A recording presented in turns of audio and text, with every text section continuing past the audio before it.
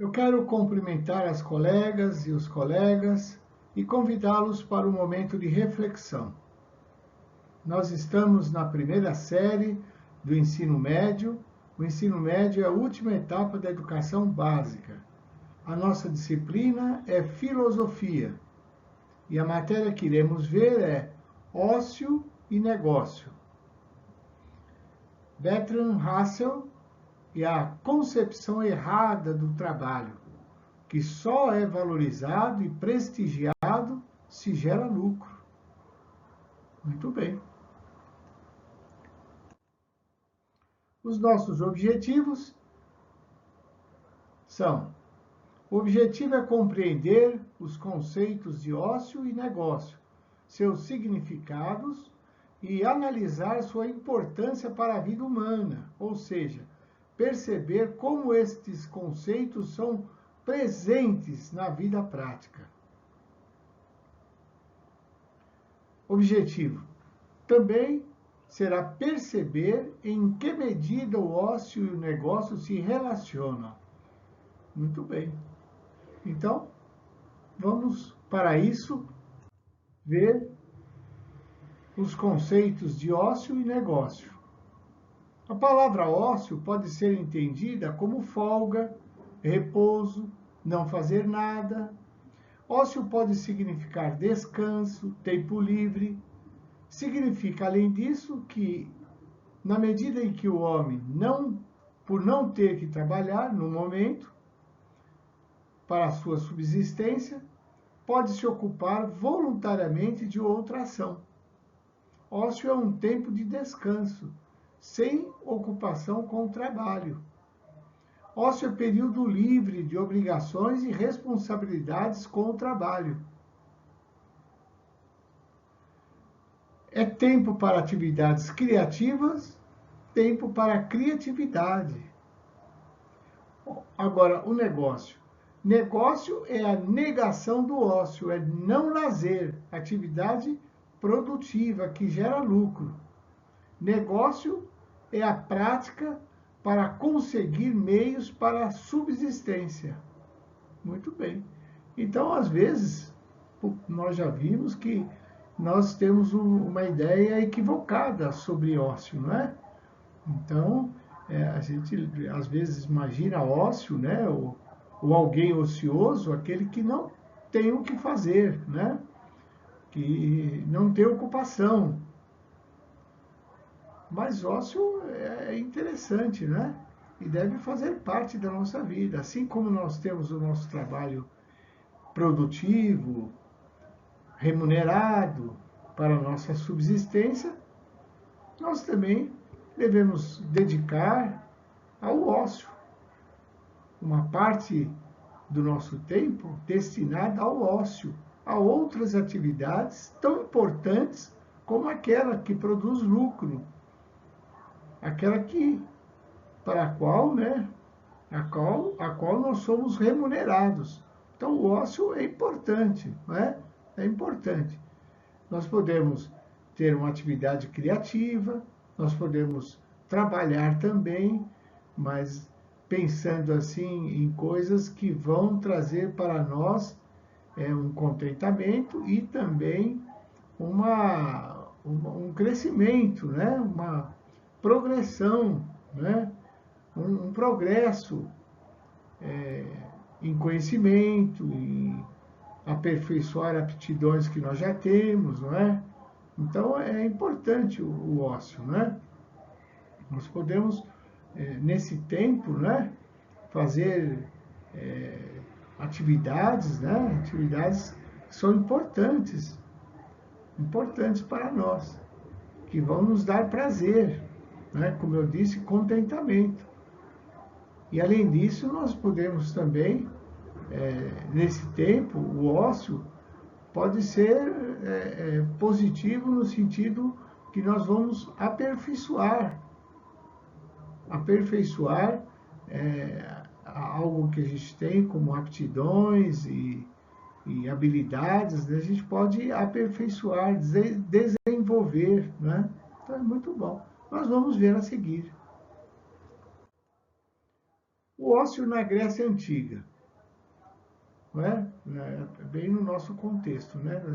Nossa disciplina é filosofia, e o berço da filosofia ocidental é a Grécia, Atenas, né? Muito bem. Então vamos ver o ócio na Grécia Antiga. Na Grécia Antiga, a escola era o lugar privilegiado do ócio. Tá vendo? Olha lá. O lugar daqueles que podiam se dedicar à ginástica, aos jogos, à música, à literatura. A escola era um lugar para pessoas ociosas. Olha aí, não é? Olha como nós às vezes usamos essa palavra de uma maneira tão pejorativa, né? Algo muito negativo, né? Mas olha lá, lá na Grécia antiga, então a escola era um lugar de pessoas ociosas, né? Que tinham tempo para buscar conhecimento, aprendizagem, desenvolver habilidades, tá vendo? Então, o ócio é coisa importante, né? Para nós considerarmos, né? Então, a escola era o lugar para pessoas ociosas, que por não terem que trabalhar, outros trabalhavam por elas, podiam se dedicar a atividades intelectuais e criativas. Tá vendo? É interessante, né? Então, por eles não terem que trabalhar, assim, não eram artesãos ou guardas, né? Então, eles podiam se dedicar, né? Podiam ir para a escola, aprender, não é? Adquirir conhecimento, né? Então, era um lugar de pessoas ociosas, a escola, né? Tinha um tempo, né, para aprender, porque não estavam ali diretamente, não estavam ali envolvidos, né, na produção ou na construção de coisas, né? Não tinham que trabalhar, né? Como nós entendemos, né? Uma atividade remunerada, não tinham que buscar o lucro, né, em alguma atividade, mas por eles terem esse tempo livre, né, eles se dedicavam a buscar o conhecimento, né? Muito bem. O verdadeiro sentido do ócio. Hoje o ócio, como nós já falamos, notem bem, hoje o ócio é associado a uma imagem negativa de folga, preguiça, tá vendo? Falta do que fazer, é assim que nós imaginamos o ócio, né?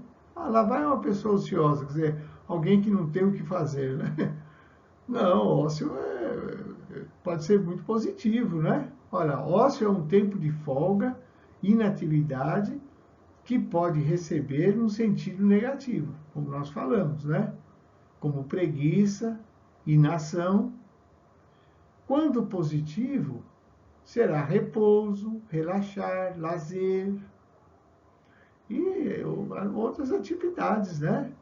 Outras atividades assim que dão prazer, que dão para nós, né?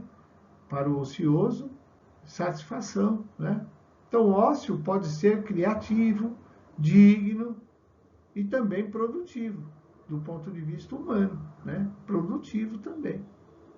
Então, aquele tempo, né, que nós temos livre para outras ocupações, outras atividades, né? Não aquela formal que nós temos, que gera lucro, a qual nós somos remunerados, né?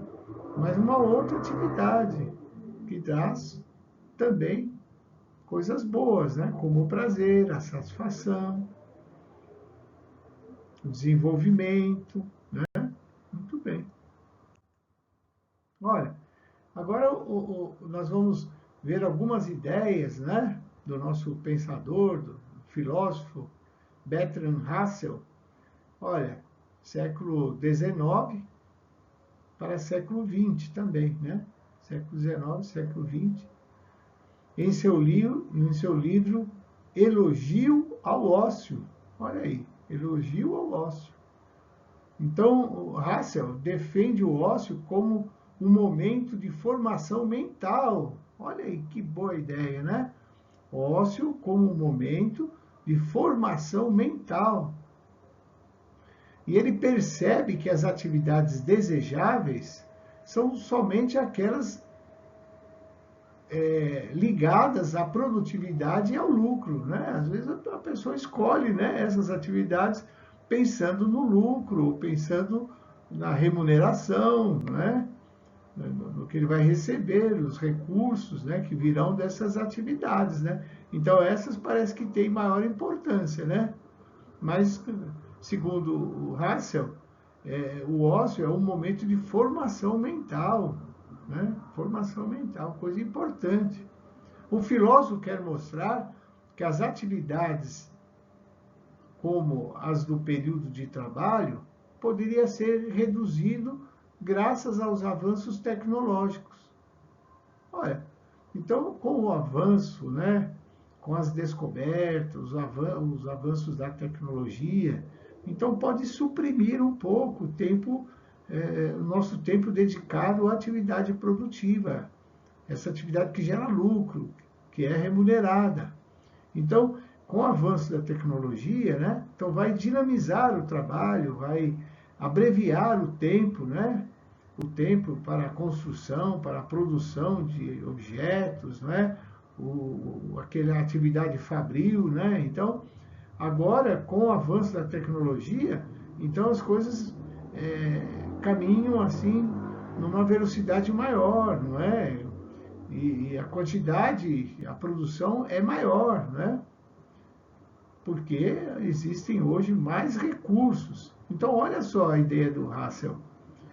Mas sendo que os salários não seriam menores, olha. Então, o período de trabalho, né, a jornada de trabalho é menor, não é? Por quê? Pela contribuição da tecnologia. Então, vai abreviar o tempo de produção e vai aumentar a quantidade, né, de produtos produzidos, né, num menor tempo. Então, isso pode abreviar, pode diminuir a jornada de trabalho, né? Pode diminuir, mas sem comprometer o valor do salário. Quer dizer, o salário continua o mesmo, né? Sendo que os salários não seriam menores por isso. Quer dizer, continua recebendo o mesmo valor, o trabalhador, mas com uma jornada menor, porque ele tem ao seu favor, não é? Para a tecnologia, né? Os avanços, né? Os recursos, as máquinas, né? Então, tudo ali vai contribuir para um maior desempenho, né, no trabalho, né? Então, com isso, com uma quantidade, né, de horas menor que antes, uma jornada menor, vai ter a mesma produção. Então, isso não vai... o trabalhador recebe o mesmo valor, né? Então, diminui a jornada, mas o valor mantém. Ou seja, não teriam alterações os salários, né? Então, diminui a quantidade de horário, né? De horas de trabalho, diminui a jornada de trabalho, mas o valor do salário é o mesmo, né? Levando em conta, pensando nos recursos que chegaram, né? Que estão a dispor das empresas, das oficinas, das indústrias, das fábricas, né? Os recursos vindo da tecnologia, mais os recursos, né? Vai dinamizar o trabalho e, com isso, a jornada de trabalho pode ser menor. O trabalhador fica um tempo menor na empresa, na oficina, na indústria, na fábrica, né? No seu local de trabalho. Aí ele tem um tempo maior para se dedicar ao ócio, né? Um tempo maior de ócio. Então, olha, notem bem. O filósofo quer mostrar que, como o período de trabalho poderia ser reduzido graças aos avanços tecnológicos, sendo que os salários não seriam menores, ou seja, não teriam alterações, Tendo suas necessidades básicas satisfeitas, todas as pessoas podiam ocupar-se de outras atividades ociosas, outras atividades, né? Depois da jornada de trabalho, uma outra atividade prazerosa agora, uma atividade que traz satisfação e que contribui com a sua formação, né? Aperfeiçoamento, né? Criatividade, né? Uma atividade criativa, né? Desenvolver a criatividade.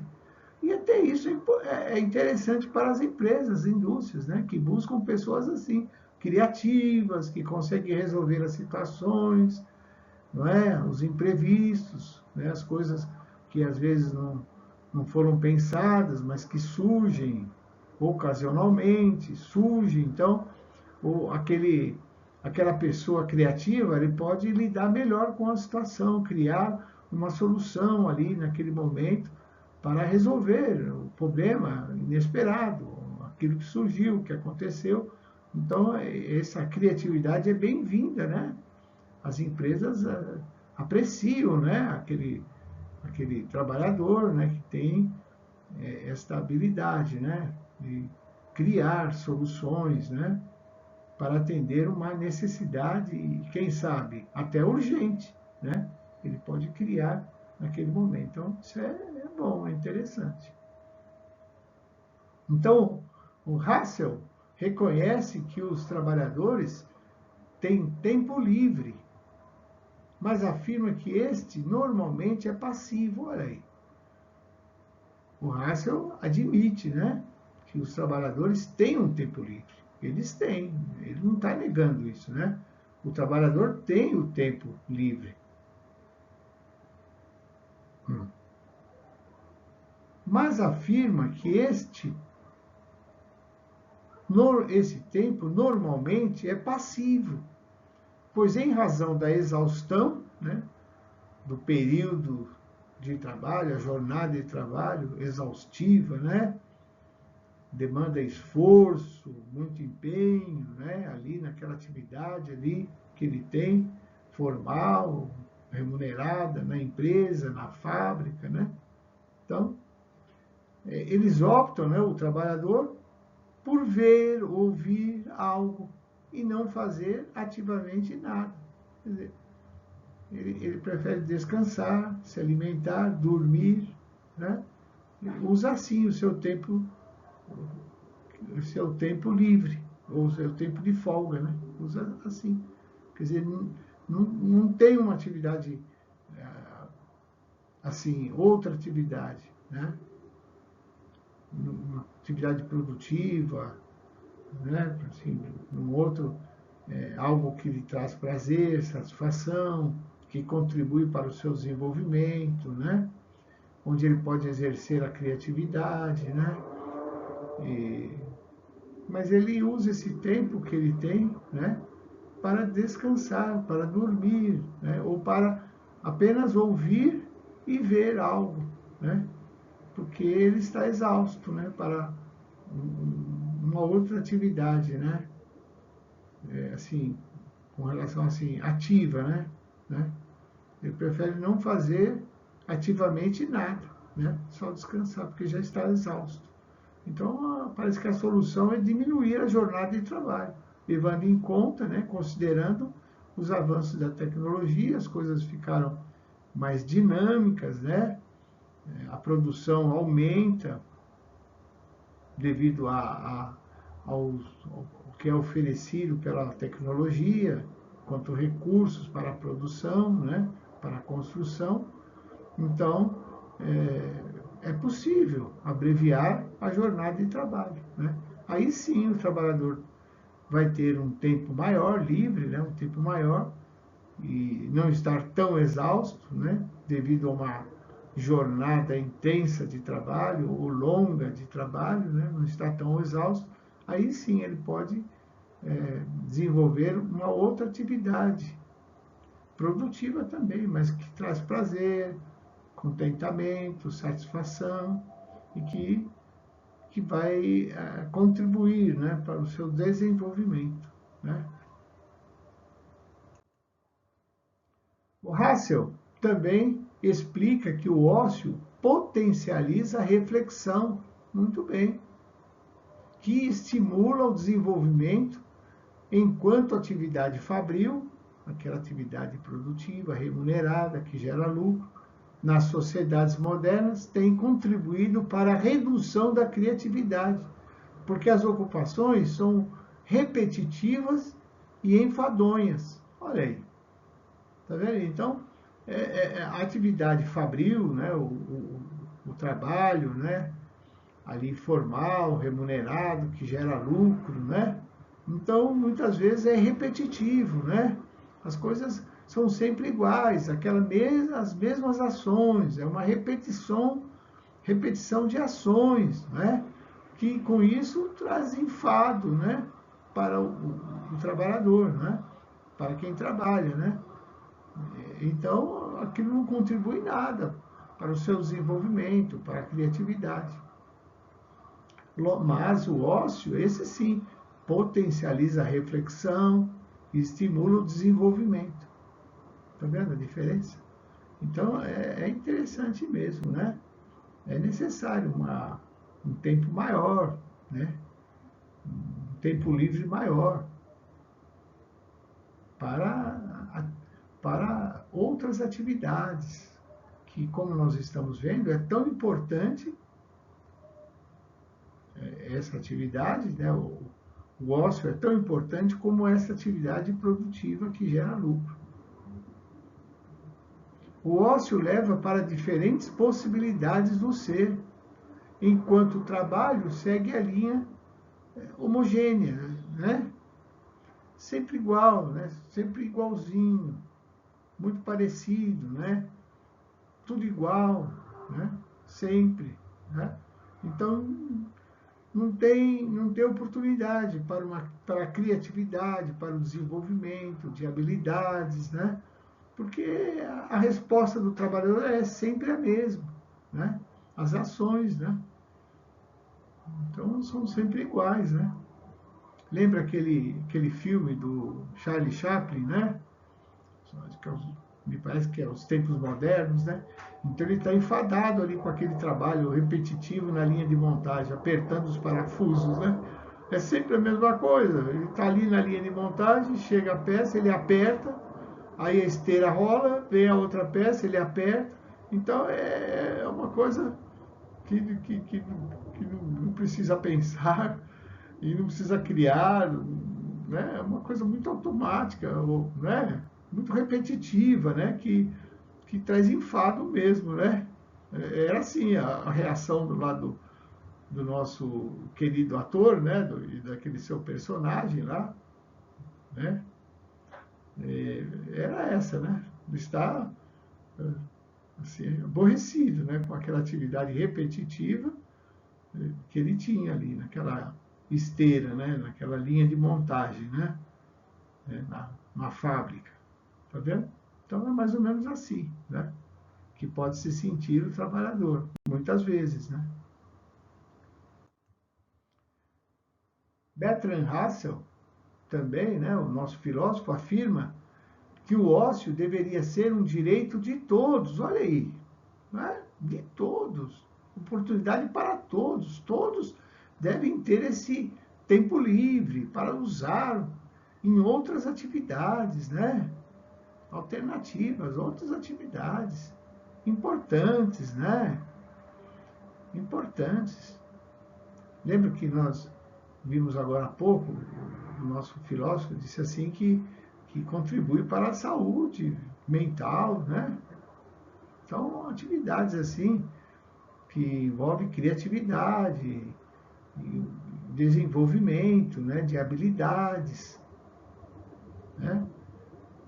O ócio potencializa, né? Potencializa as nossas aptidões, né? Melhora, né? É um momento para desenvolvimento, aprimoramento. Olha a palavra aí, aprimoramento, né? Parece que é essa a palavra. É um tempo para aprimoramento, essas atividades, né? Então, que pode ir além do ouvir e ver, né? Mas uma atividade também produtiva, né? Mas agora prazerosa, né? Tá vendo? filósofo afirma que o ócio deveria ser direito de todos e não um privilégio de alguns, está vendo? De todos. De todos, né? Porque muitos hoje, né, nós reconhecemos que tem esse tempo de ócio estendido, né? Pelas condições, né? Pela posição, pela posição social, né? O lugar que ele ocupa, os privilégios, né? Da sua formação, não é? A posição que ele ocupa em uma indústria, numa fábrica, né? Então, talvez a jornada de trabalho é menor, tem mais flexibilidade, né? Nos seus horários, então ele tem um tempo maior, né? Para o ócio, né? Enquanto outros, né? Outros têm uma jornada assim maior, né? Um tempo maior de trabalho na empresa, na fábrica, na indústria, né? Enfim, no seu local de trabalho, né?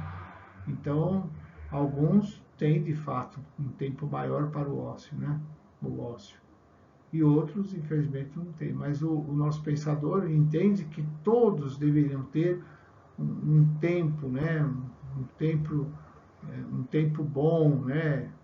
Para ele aproveitar ou se dedicar ao ócio, né? Então, não deveria ser privilégio de alguns, mas todos, né? Deveria ter o direito, né? Do ócio, né?